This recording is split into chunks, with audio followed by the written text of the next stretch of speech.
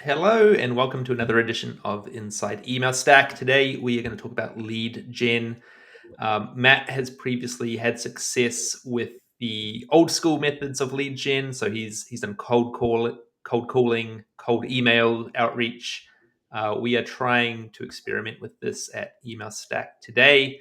However, I think with AI, things are slightly different than they were a few years ago. So, Matt, how have things changed, and how are things going with our current lead gen efforts at Email Stack? Yeah, it's funny that you call it old school because it kind of does feel a bit old school right now, even though we are ourselves quite old school. Oh, sorry, I speak for myself. Yeah. Uh, Wow. Yeah. speak for you on that. We both are at this point. Yeah. I mean, at Kick Dynamic, just like a bit of kind of scene setting for us there. It was purely an outbound process to get customers. I mean, we had word of mouth as well, where someone had heard about us, or someone had recommended us, or someone had moved companies and then wanted to bring us into their new company. We did have that for sure, and we had partners as well. But the kind of net new business was really about an outbound process. So you couldn't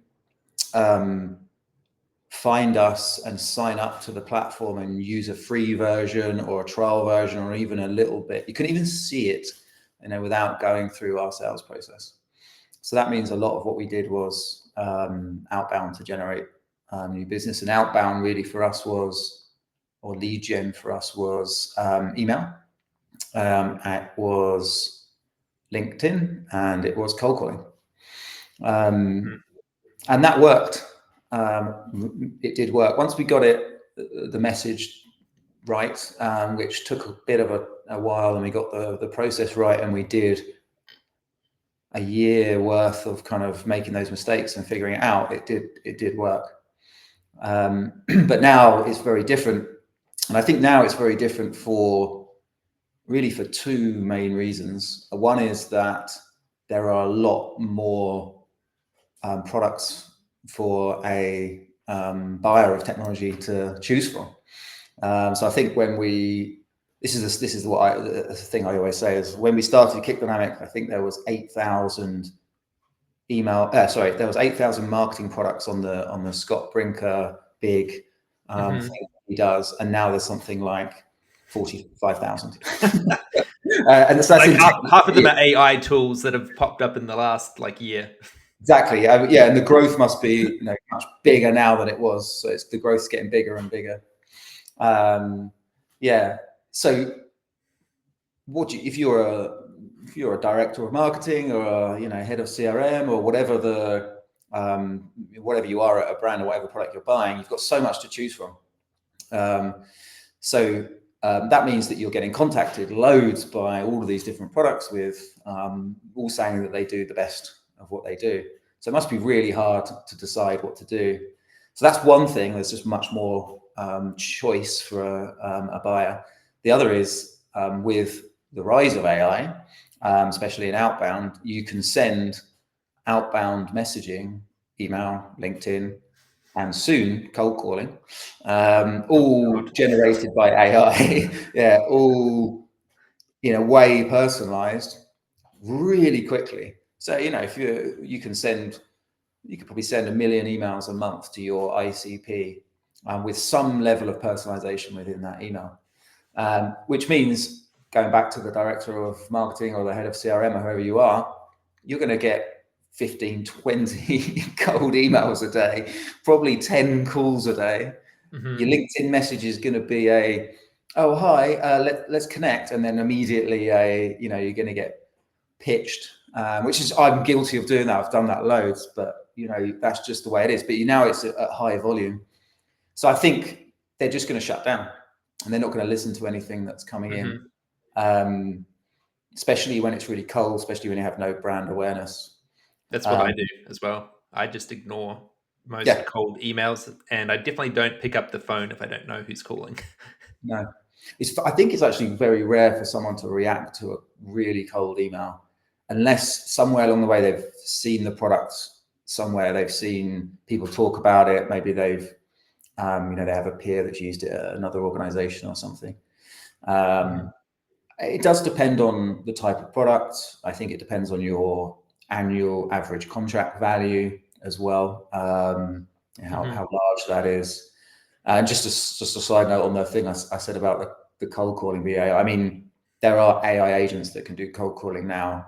So you pick the phone up and you're being pitched to by Does an that agent. work though? Like, is anyone I think it's too or is early it to. is it a volume game? Like, we're just gonna call as many people as possible, and like one of them will pick up and like actually buy from an AI agent.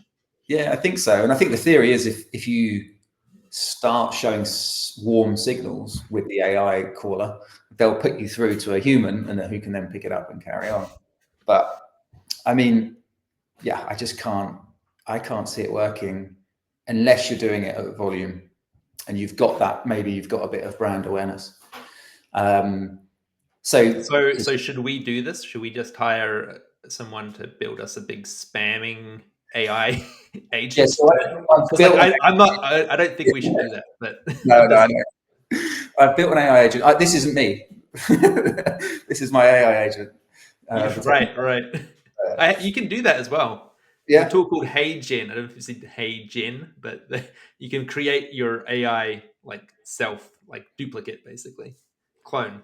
Well, there's a very popular LinkedIn person who has a product, and he said the entire team stopped working for 2 weeks while AI ran the business, and he said it didn't make a difference. So then he So fired everyone.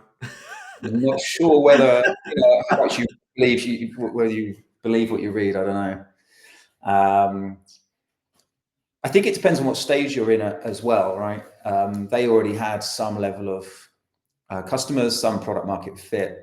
They got the message. So they understand how to message, and I think that's really important for us, particularly. So while I think we're still figuring out the exact message that we want to kind of say to people that are going to get them excited about wanting to use our plugin, especially because we have some users that are building email themselves for their own companies, and then we have the enterprise that's much more complicated. So we've got to find the right message. If you try and automate the wrong thing, then you're going to fail. So you've got to make it manual, just while you learn the right message. The other aspect to it, I think, is cold email, cold calling is going to work much more when you're a bit further down the funnel, so you have some brand awareness. And I say that because I read the other day that this number has increased, but it's now about 90% of people, when they buy technology, they've already done all of their research before they get in Mhm. touch with you. Which is why you want a product-led growth strategy. It's product-led growth, right? Where you can try the product, maybe you can kind of experience it and test it before you actually get into the sales cycle. I think you at least want to remove all the barriers that are in the way from someone to make that decision, right? Whether those barriers are find all the content on the site, whether they get access to the API docs, whether they can try the product out, whether they get a free trial, that will depend on your product. I mean, for us, it's free trial, right? It's, hey, you can test this out, try it, build your email in it, and then you can buy. But you've got to remove those barriers, right? So when they do find you, they can research all that information, make the decision.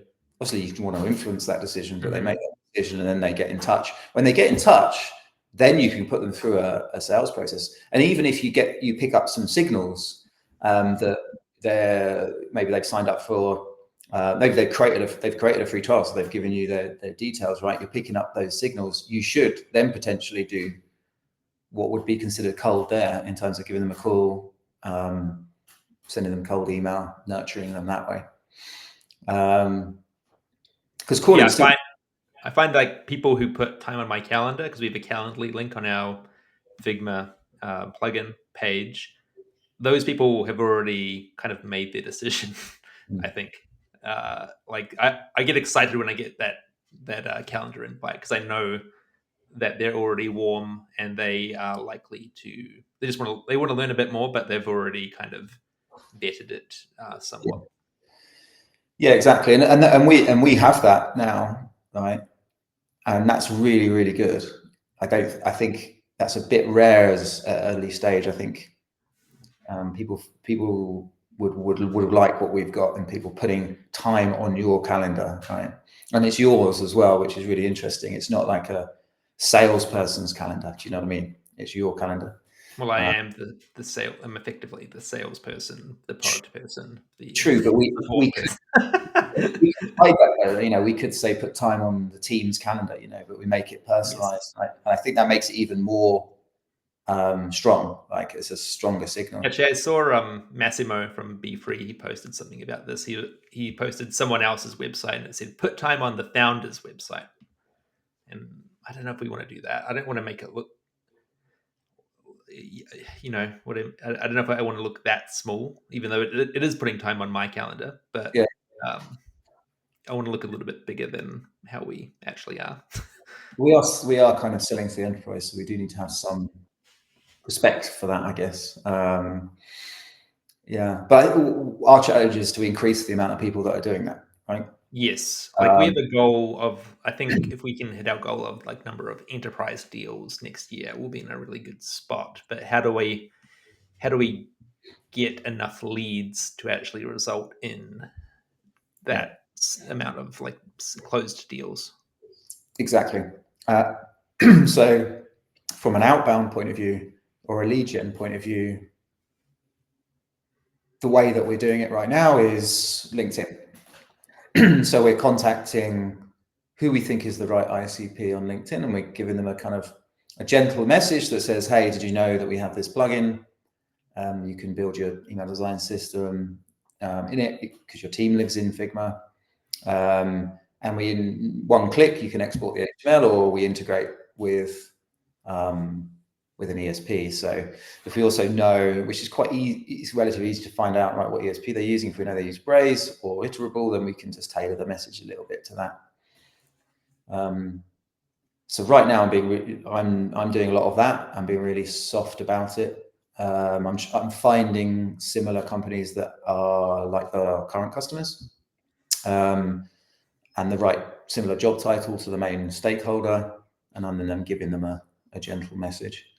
I've been doing that for most of August and all of September so far, and I'm definitely, people are accepting the LinkedIn requests, which is great, but I haven't had any direct replies saying, yes, I want to see a demo, Matt, or I want to know more. But I'm not expecting that right now. I think it takes a couple of months to get the numbers up. Mm-hmm. But I'm sure that there's been some awareness. It's I'm the sure. kind of thing that like they aren't going to migrate immediately because No, I've had customers come inbound at the start of the year and it's September now and we're only just like closing the deal. So, and I'm not like even harassing them throughout that time period. They're kind of just like talking internally, they're getting their design team on board. There's like a lot of moving pieces with that product because it is a change in how they build their emails. this is it. It's not a quick change, right? They can't just go, oh yeah, we'll just use that, because they've probably built quite a, There's always an incumbent. They're always using something yeah, or um, someone. yeah, which is really important to remember, so we don't get too kind of discouraged if we do feel that there's a bit of slowness to it, because there does need to be that change. And I think a lot of email products are the same. I actually think email marketers it's a very, very good community, generally open to trying lots of different things, but changing a big email design system or something like that is really, really difficult. Changing that thing that you're putting in front of all of your subscribers is not that we're changing the design, we're just changing the process, but the process can be quite hard as well to change. Yeah, exactly. So I think there's an education part of it, which is really important as well. We had that issue with Kick Dynamic in that we're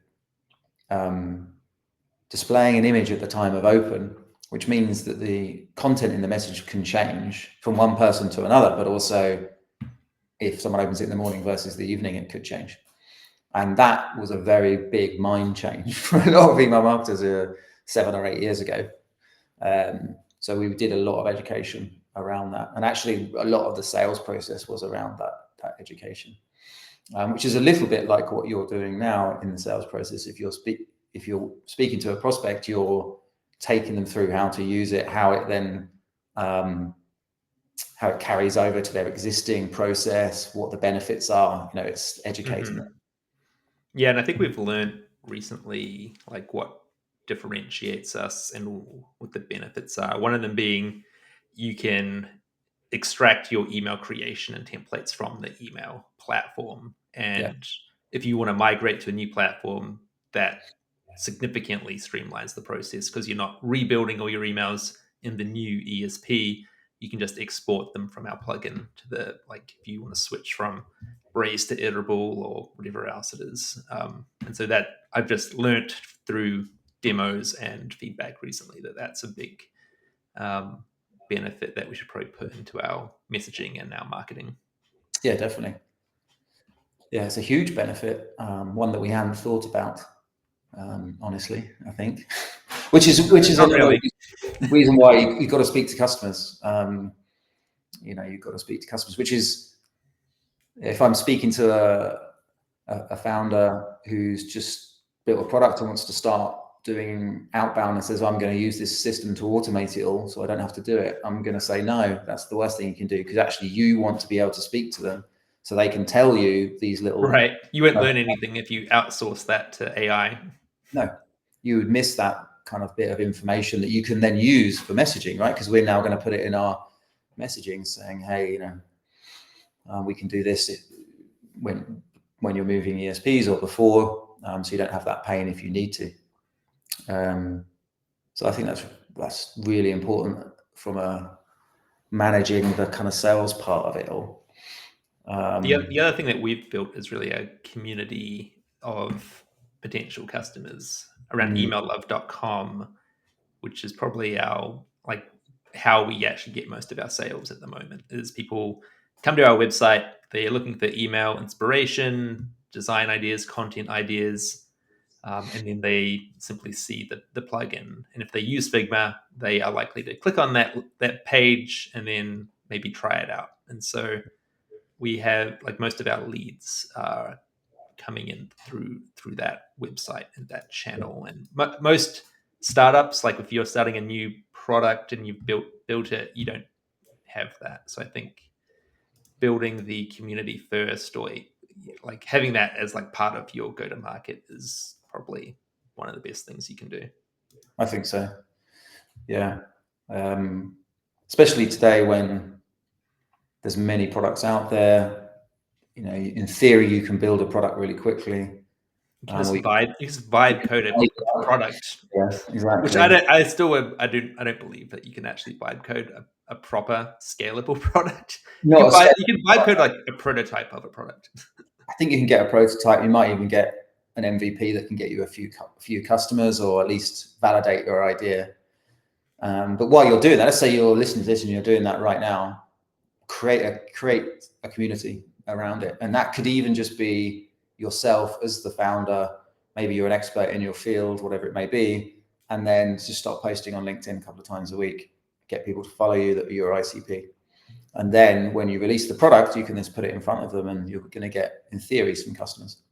What about like creating, before you even create your product, you create the community and like content and, or like a valuable resource, and then you talk to the community members to actually figure out like what are there, because I think a lot of people, they build the products without even having an understanding of like what they're solving, or like why are they building this AI thing that does a thing. Like we have spent like 20 plus years each in the email space, so I'm building the product based on like my previous job that I've done, so I have a very good idea of like the pain points and like why this product solves those pain points.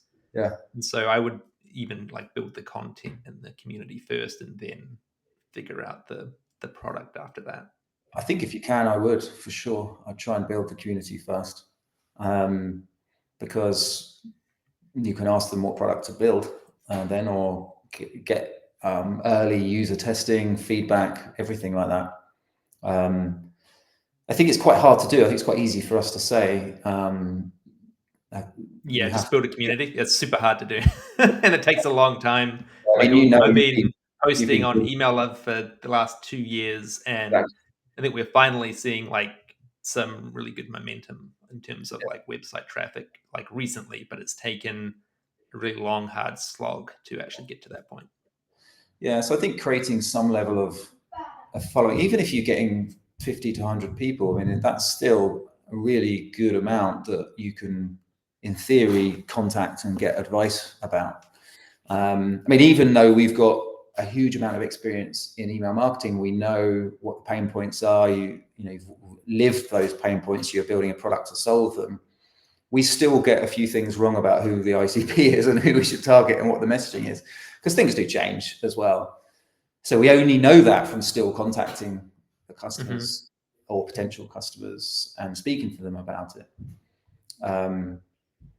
Well, the other thing is being part, I guess, maybe not starting your own community, but being part of an existing community. Like there's, for us, there's the Email Geeks Slack channel, and I actually I'm guilty of like not being in there very often because I just don't have time. But like if you are building a product for email, that's probably a good place to see like what are the pain points that people have with different parts of the email ecosystem, and like every type of, or like every category of product would have a similar community. Like if it's like, I'm sure like CRM professionals or Salesforce professionals all have their own communities, right? So it'd be jumping into those and being like actually contributing to them and figuring out like what people want from there is probably a good place to start. Yeah, exactly. That's a great place to start, because you can start building a community out of that in some way. You're being part of it, but then you're building kind of your followers as well out of that.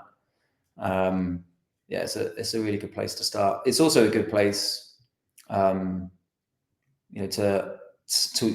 contact potential customers, but in a non-obviously salesy way, which leads me to the kind of back to outbound, and something that I think is going to be really important, and it fits with community, is that you've got with the rise of kind of the AI written message, being genuine, I think is really, really important.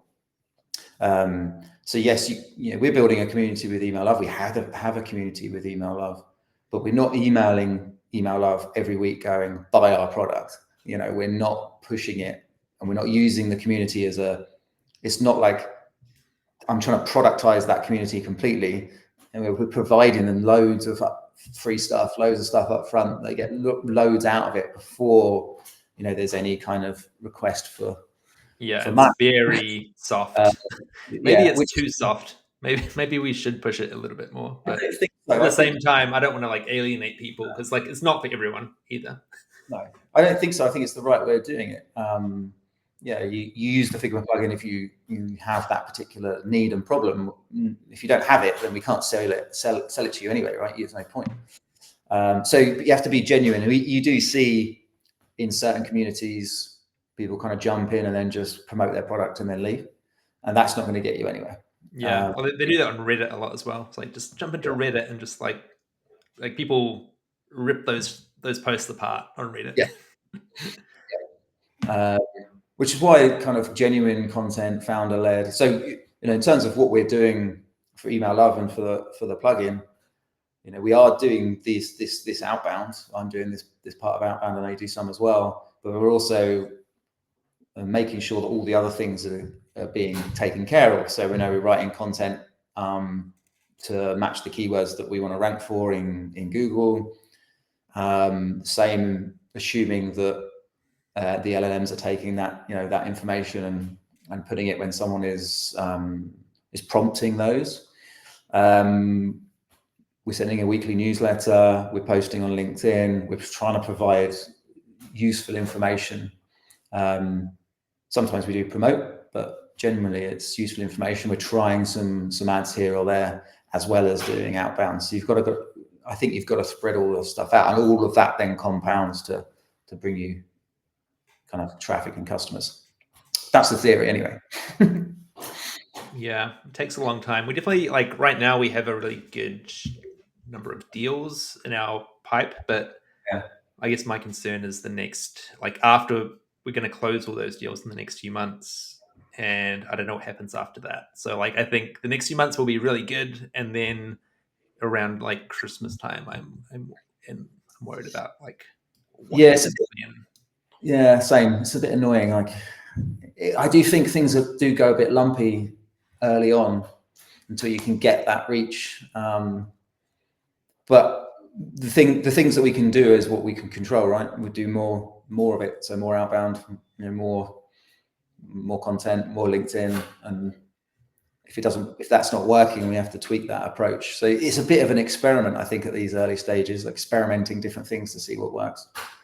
Mm-hmm. And sometimes it's hard to even know what worked. Like, That's true. like, yeah, you might Yeah, I not mean, know, or you might not know what worked for like another 6 months or 12 months until yeah. someone comes inbound and they're like, "Oh, I saw that blog post or I saw that LinkedIn post, and that was like 6 months ago." That reminds me, I remember at Cook Dynamic, I wrote this blog post about deliverability where it was the like deliverability basics, and I explained what a bounce was, and all the different variants of a bounce, and all this stuff. And it was our highest ranked page, and brought us loads of traffic to the site, and people were mentioning it in different places, and that then brought kind of Was some it the in. wrong kind of traffic though? Because they were like, "You guys don't even do deliverability." It was, but Or does it not matter? it does matter from a kind of generating leads, but it gave us good brand awareness. There's some leaders in email mentioned it as a good post to look at if you're a beginner. So it was good, but it was random. It was just, and I think I wrote it kind of in 5 seconds and then just put it on the site. So it probably wasn't very good. You But just never know what's going to take off, really. yeah, exactly. Which is why you just got to keep experimenting. Um, you know, and just going back to the kind of whole outbound thing, and that's why I think the way I would describe it is I wouldn't advise anyone, and I don't think we'll do it probably even after this, but before your first million in ARR, in annual recurring revenue, you shouldn't automate any sales process. It should be manual. And it should be the founder doing most of it. I think so. Like, the founder should be the front. Like, Maybe you're not hiring a salesperson at this point, or we're you not might hiring a have salesperson. maybe someone helping you out, whether they're kind of doing maybe a kind of BDR type role, when they're doing some outreach or something like that. But no, it should be the founder that's doing the demos and understanding the messaging, what's working, asking the right questions. Up to 1 million in ARR seems like a good number to do that. And then you can start putting a process in, because you should, in theory, then know what the messaging is after that amount. And probably have the budget to actually hire a team to actually execute it for you. Exactly. Whether you hire, sales, traditional kind of sales, or whether you hire a growth person to do more of what's working on that side, that you'll have to decide when you get there. But yeah, it's don't automate it, even though it's so tempting, because the tools are, they're reasonably priced, and they make it sound like it's like the golden ticket that you can just automate all this and you're going to get thousands of leads rolling. It just doesn't work like that. Well, at least if it does, I've never got it to work like that. I don't think other people. Let us know if you are doing that and it works for you. I'd love to talk to you. Yeah, exactly. Yeah. All right. Well, I think that was a good session for today. Let's sync up again next week. But hopefully everyone found this helpful. Please let us know in the comments how you are generating leads for your startup. Would love to know and love to chat with you. Okay. Have a good one. Bye, Matt. Bye.